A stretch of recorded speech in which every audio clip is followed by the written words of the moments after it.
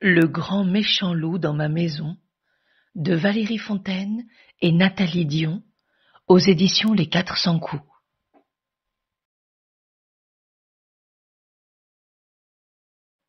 Le grand méchant loup dans ma maison.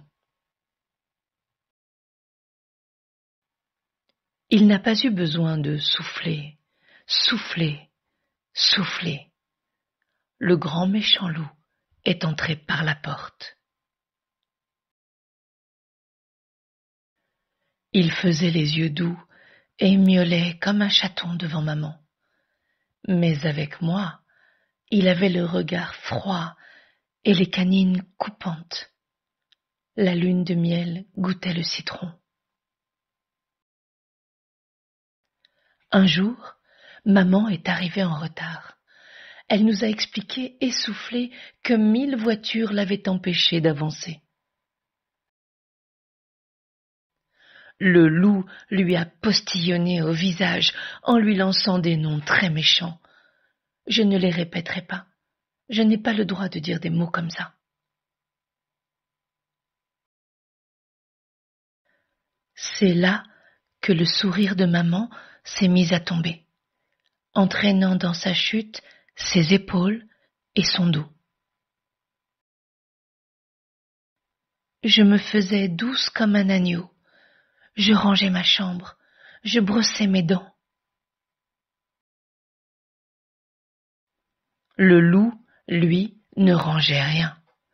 Il a même déjà lancé son assiette par terre parce que les pâtes étaient froides.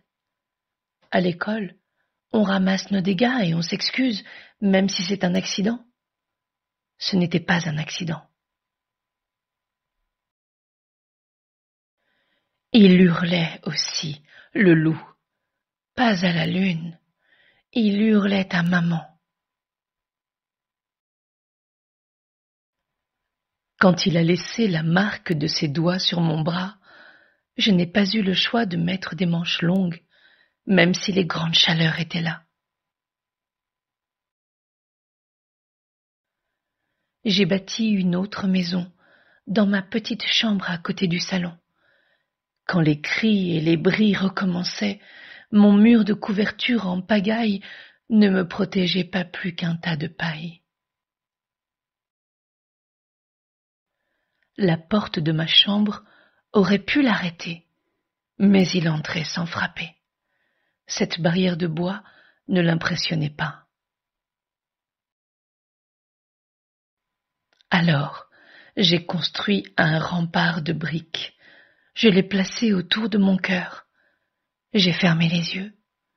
Même les jours où le soleil revenait, je les fermais. Ils se sont ouverts le jour où ma mère a placé devant moi une valise déjà remplie de mes affaires. Elle m'a dit « On s'en va d'ici. Tu as 5 minutes pour trouver Gilbert. » Dans l'autre maison, une belle dame nous a accueillis. Elle a pris maman dans ses bras, nous a montré notre chambre. Des gens parlaient dans la cuisine. Des louveteaux, pas de loups. Cette nuit, j'ai enfin bien dormi, même si maman pleurait dans son lit. Le grand méchant loup pourra bien s'essouffler. Cette maison ne pourra pas s'effondrer.